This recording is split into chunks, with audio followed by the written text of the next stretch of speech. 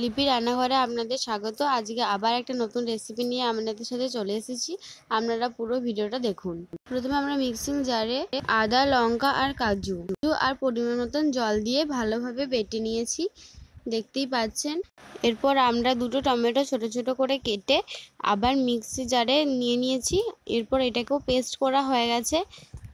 আমরা পটল পোড়ানোর জন্য নিয়ে নিয়েছি পটল, আলু, পনির, টমেটোর পেস্ট, আদার পেস্ট, গোটা জিরে, লং, এলাচ এবং দারচিনি। এখানে পনিরটাকে স্কোয়ার শেপে কেটে নিচ্ছি। আমার ভিডিও যদি আপনাদের ভালো লাগে তাহলে লাইক, কমেন্ট, শেয়ার করতে ভুলবেন না। আরও নতুন রেসিপি পাওয়ার জন্য আমাকে কমেন্ট করুন, আমি অবশ্যই সেটা করার চেষ্টা করব। যারা আমার চ্যানেল নতুন তারা আমার চ্যানেলটিকে সাবস্ক্রাইব করুন এবং আমার পাশে থাকুন। এখানে আমরা পনিরটাকে ভালোভাবে কেটে নিয়েছি। এরপর এখানে গ্যাসটা ধরিয়ে নিলাম। এরপর কড়াইয়ে সাদা তেল দিয়ে দিলাম, অল্প পরিমাণে নুন দিয়ে দিলাম। এরপর আমরা পনিরগুলোকে 2 মিনিট ধরে ভালোভাবে ভেজে নেব। পনিরগুলো কিন্তু অল্প আছে আমরা ভাজবো, তো আমরা এখানে পনিরগুলো ভাজছি, দেখতেই পাচ্ছেন।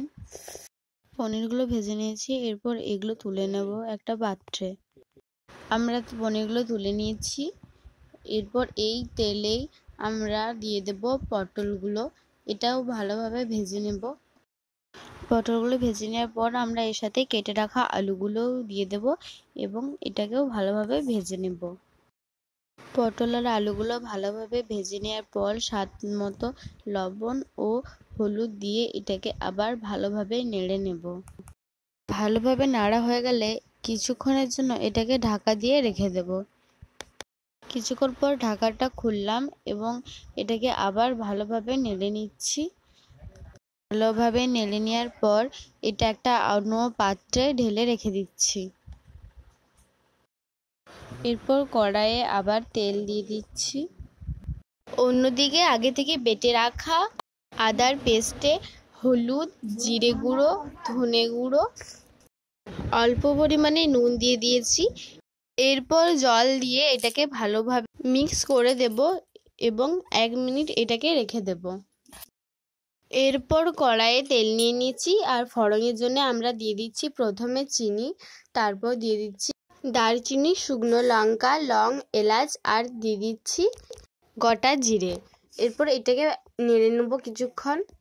এরপর দিয়ে দিলাম এটার সাথে আদার মিশ্রণটা। এটাকে আরেকবার ভালোভাবে নেড়ে নিচ্ছি।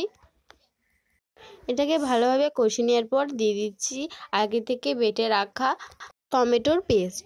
এটাকে আরেকবার ভালোভাবে নেড়ে নিচ্ছি। নেড়ে নেওয়ার পর আগে থেকে ভেজে রাখা আলু ও পটল দিয়ে দিলাম। আবার আমরা এটাকে ভালোভাবে কষিয়ে নেব। কষিয়ে নেওয়ার পর এটাতে একটু জল দিয়ে দেব। জল দেওয়ার পর এটাকে আমরা ঢাকা দিয়ে দেবো 5 মিনিটের জন্য। 5 মিনিটের পর আমরা ঢাকাটাকে খুলে নেব এবং এটাকে আরেকবার ভালোভাবে নেড়ে নেব। আপনারা দেখতেই পাচ্ছেন এটা খুব সুন্দরভাবে ফুটেছে, এখনই কালারটা চলে এসেছে। এরপর আমরা এটাতে দিয়ে দিচ্ছি কাশ্মীরি লাল মির্চ। তারপর গ্যাসটাকে আমরা কমিয়ে নিচ্ছি। দেখুন এটাকে ভালোভাবে নেড়ে নেব। দেখুন আলুও এখানে সিদ্ধ হয়ে গেছে। আগে থেকে ভেজে রাখা পনিরের টুকরোগুলো এরপর আমরা এটার সাথে অ্যাড করব এবং লো ফ্লেমে 1 মিনিট এটাকে রেখে দেব।